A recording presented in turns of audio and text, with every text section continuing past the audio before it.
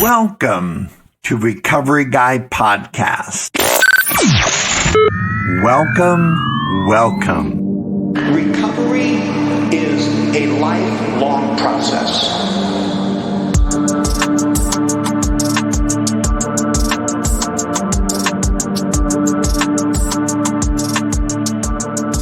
Hello. My name is Robert. I am the Recovery Guy, and this is Tuesday's broadcast of The Fix.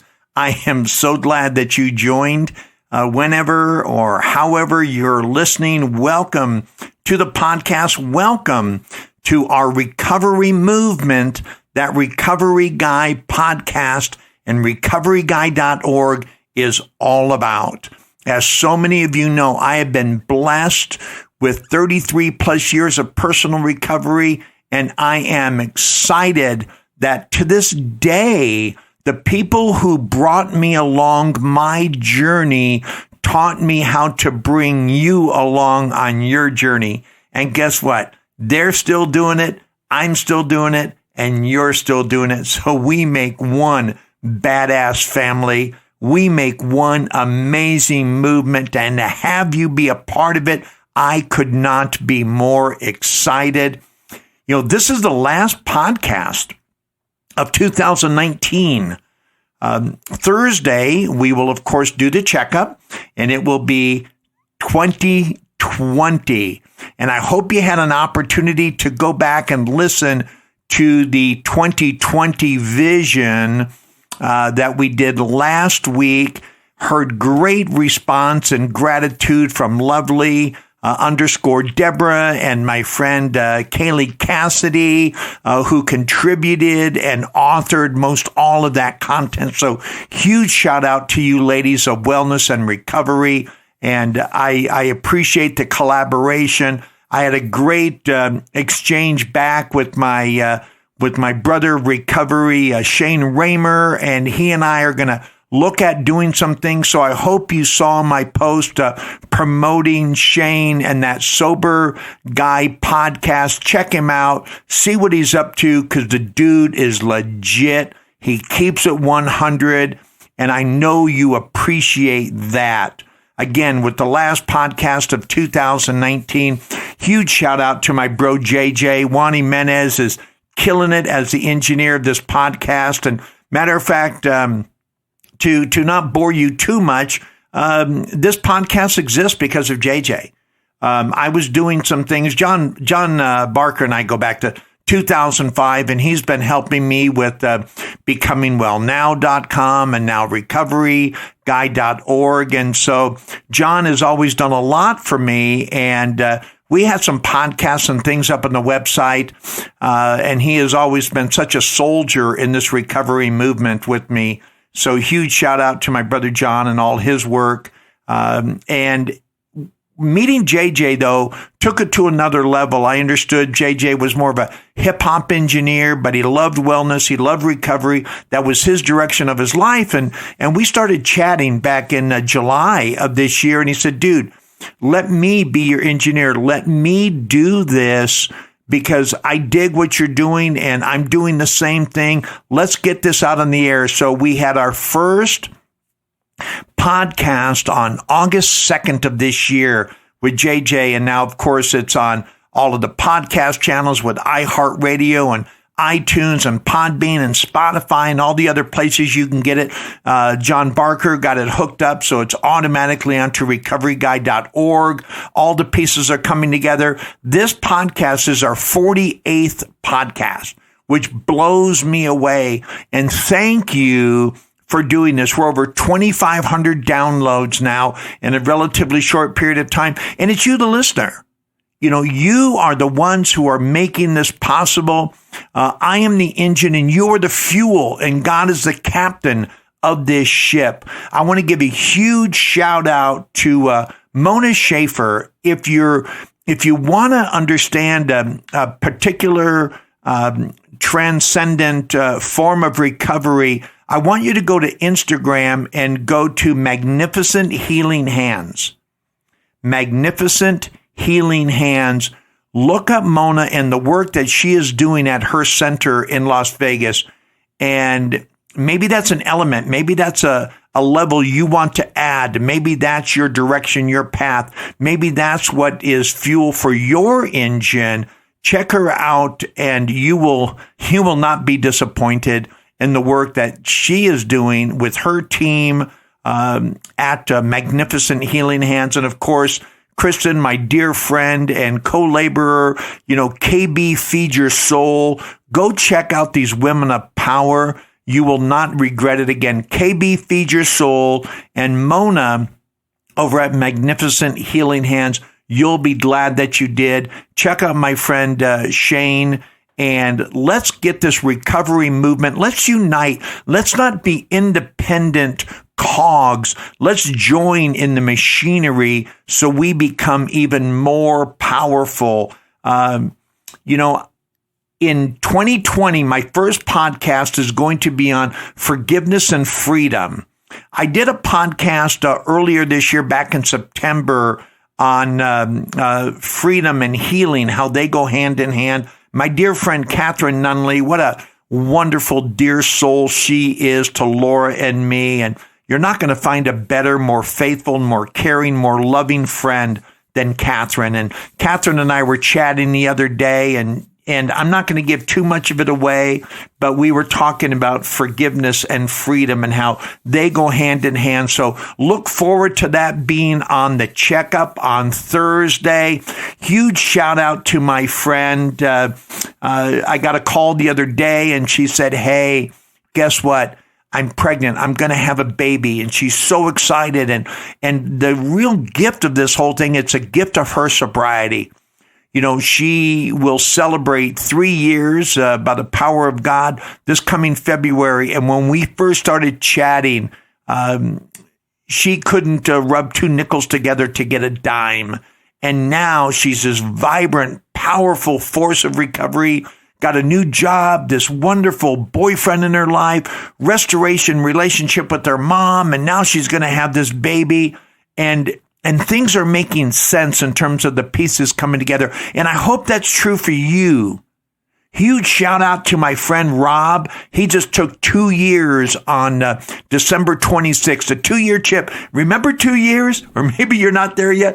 I remember 2 years. And these men are so much more sane than me. My friend Chaz just took 3-year chip on the 26th of December as well. He messaged me and said, "Hey, Rob, because we live in the same area." And he said, "Hey, Rob, can you come? And I'm going to take my chip this Friday night at my Backstreet home group there up in Bountiful, Utah." So I was able to go see Chaz. So proud of him and Tess and the life that they're building together.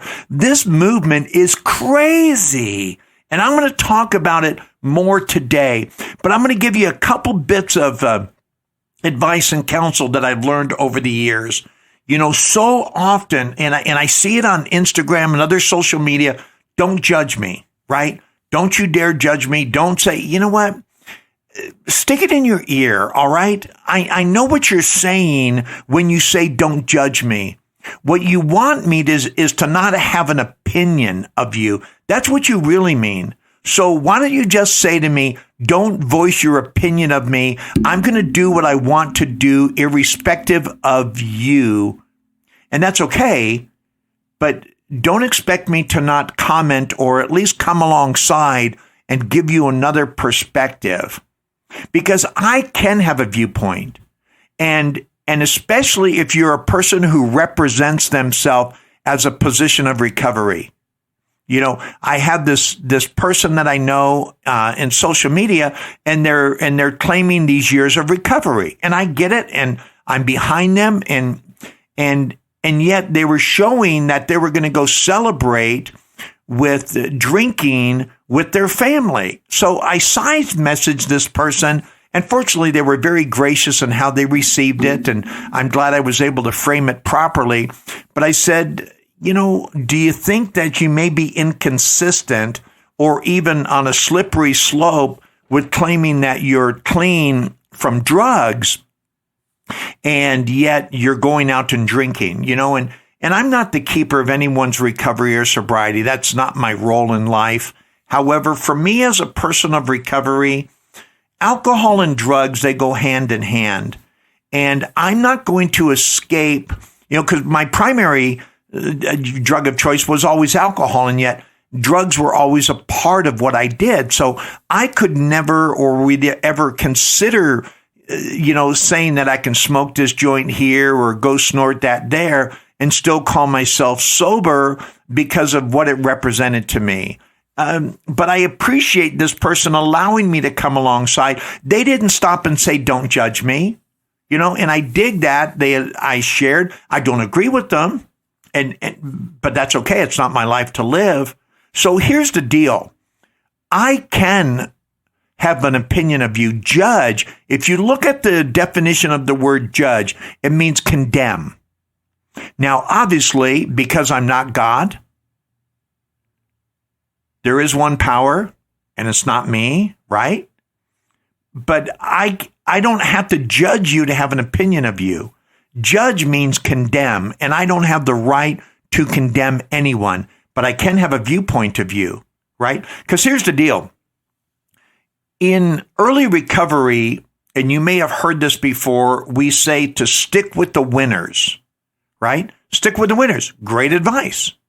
How can I know if you're a winner if I don't take your inventory, right? Because we hear that, don't take anyone's inventory. That's malarkey. Because then you tell me to stick with the winner. But if I can't take your inventory, if I can't find out what you're about, if I can't do a little investigation, how will I ever know if you're a winner? So I have to take your inventory.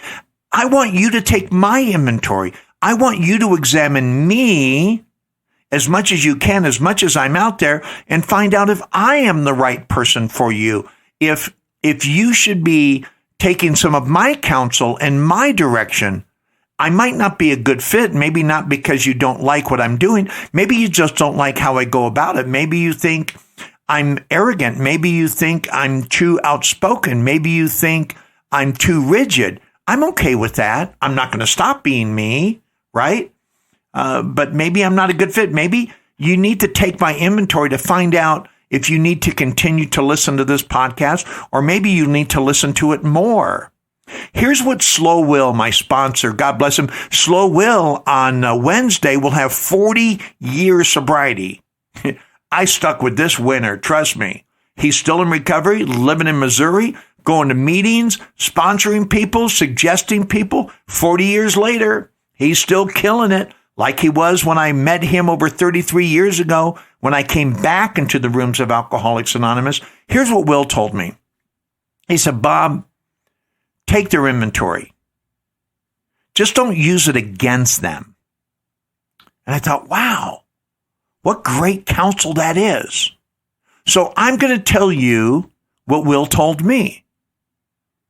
Take their inventory. Again, how are you going to know if they're a winner if you don't take their inventory? But because we are not judge, we don't condemn, just don't use it against them. Use their inventory as a resource for you to see if there's someone that you want to follow. Sometimes when I take a person's inventory, I might not like 3 or 4 bits of their information, but 2 bits of their information I can use. So I take what's best and I leave the rest. And I hope you do that. I hope as you close out this year and you enter into the new year, I hope you find a place where you can begin doing more than observing those things around you.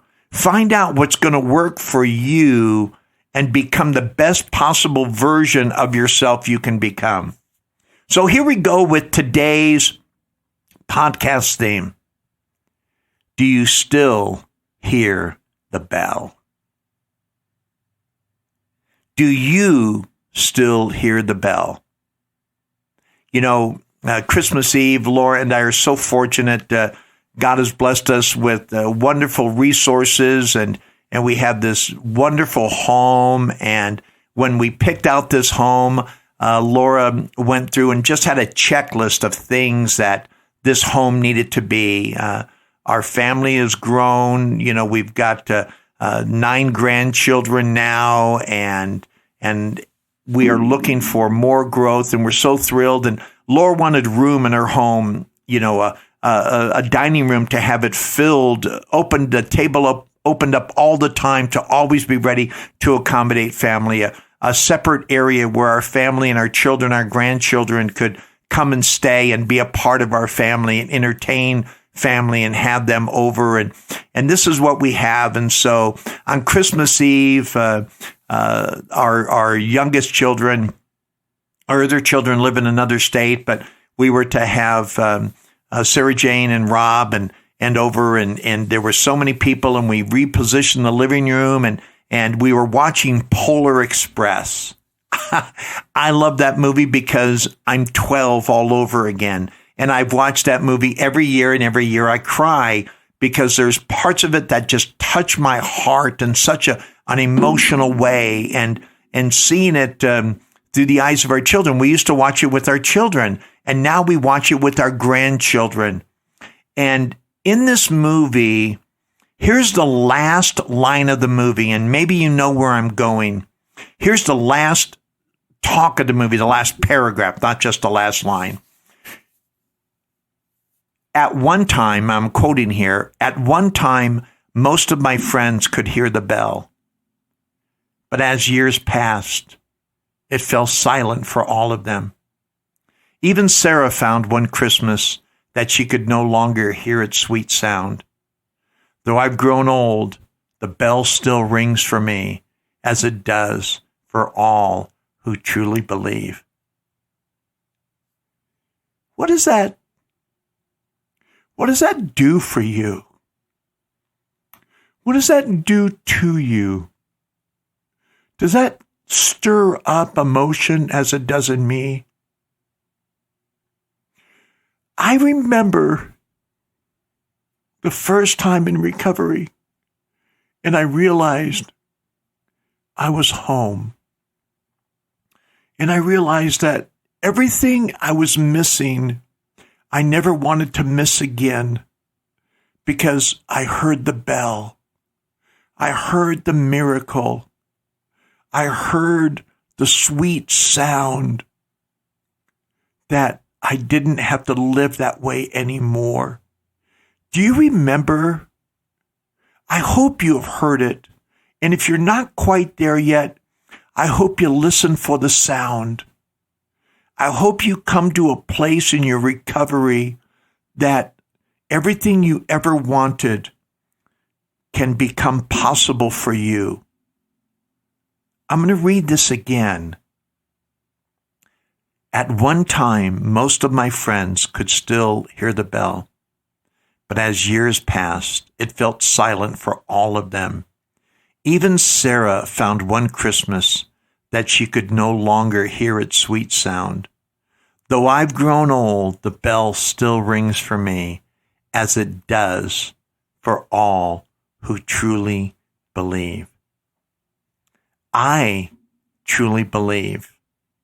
I truly believe in everything that's ever been done by everyone who came before me. Everyone who was a part of recovery. I truly believe in God as I understand God. I truly believe in the personal transformation and even resurrection that has occurred in me. And it's never stopped. I never want to be Sarah or one of the friends who could no longer hear the sweet sound. On Friday, I will be 66 years old, and I am blown away because, as a friend of mine has told me, that I have cheated death for so many years, because what you and I go through and what you and I do in the personal destruction of our addiction, many others, countless others, have died as a result of what you and I did. And yet for some unexplainable reason, God showed us mercy that we did not only not have to die, but we had this resurrected life where we could have a sense of joy and appreciation, understanding the miracle that we are involved in to keep it going. I came into the rooms in 1986 in February after coming out of treatment. After 71 days of recovery or being dry and clean, I relapsed for 5 days. I realized I could not gain anything by being out there.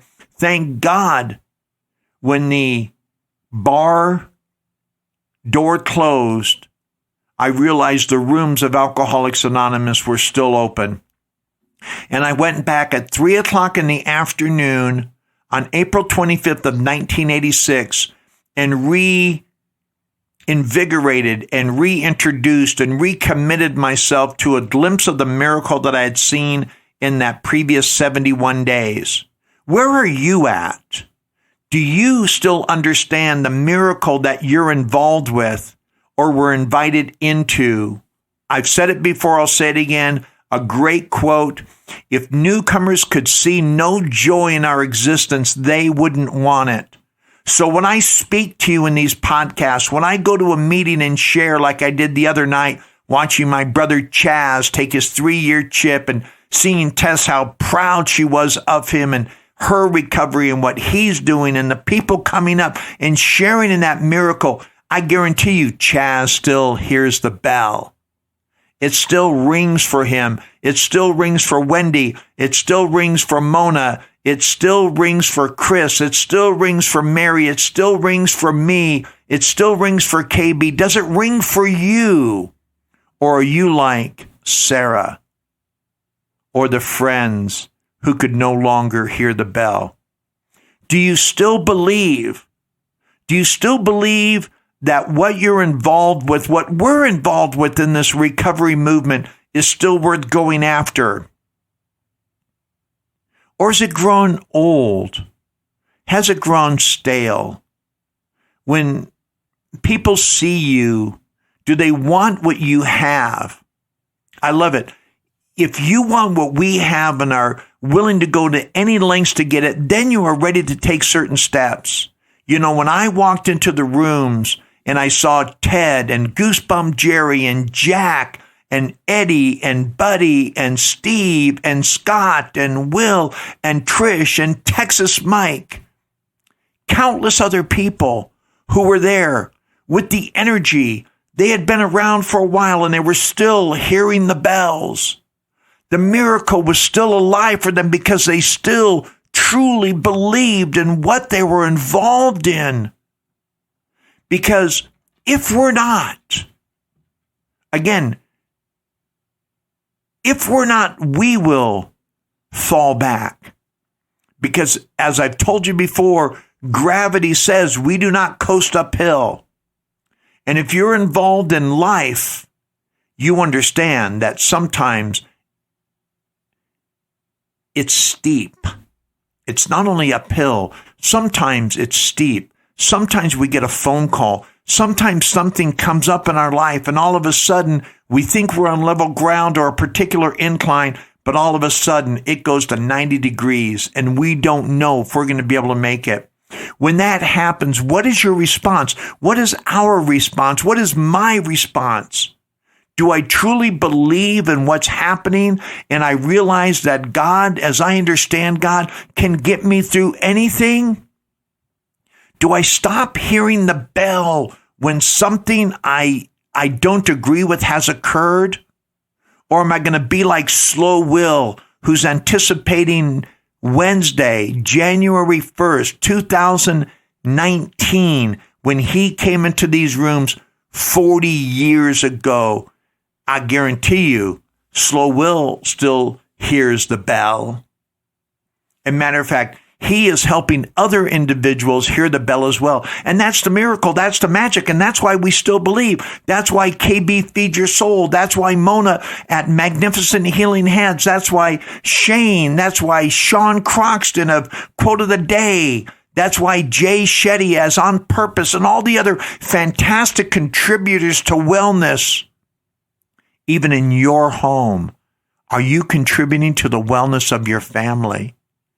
That they can take this message of hope, of recovery, that Kaylee Cassidy is doing, that Lovely Deborah is doing, that Susie MD is doing, that Wendy, that Chaz, that Tess, Chris, Mary, countless people are doing because they still hear the bell. I hope you do, because there's so much joy to be had. Let's not go through this thing of recovery as if something incredible didn't happen to us, because if you're in recovery like I'm in recovery, then something incredible did happen. You know, just recently, my friend Aaron Peterson, I think it was yesterday, the day before, just lost his brother. Aaron is such a great friend. He has this Achieve Today. If you want to really look at something good, go to achievetoday.com, and you'll see the work that Aaron and Christopher are doing in helping others transcend and overcome. Aaron lost his brother very tragically, and Aaron just reached out. And it's very sad because Aaron this year also lost his daughter. But I guarantee you that Aaron still hears the bell. I guarantee you that his commitment to recovery and wellness at Achieve Today is even stronger. I could imagine his faith is even greater because of his love and relationship with God. Just because things happen in our life doesn't mean that we're still not involved in a miracle. It just means that for whatever reason, God has asked us to walk a path that will even further require our reliance on Him. Remember, our real reliance is upon God. And really what we have is a daily reprieve contingent on the maintenance of our spiritual conditioning. Do you still hear the bell? Do you still truly believe? I hope you do.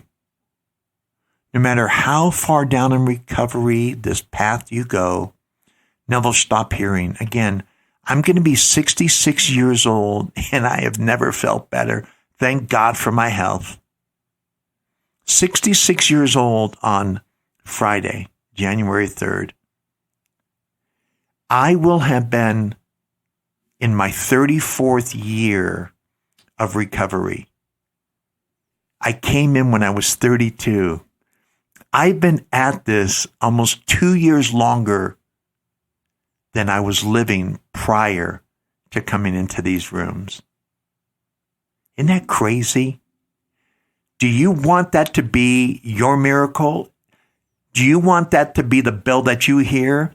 And for a lot of my friends, their story is even greater. They came in younger and they've been clean and sober longer than me. That's so awesome.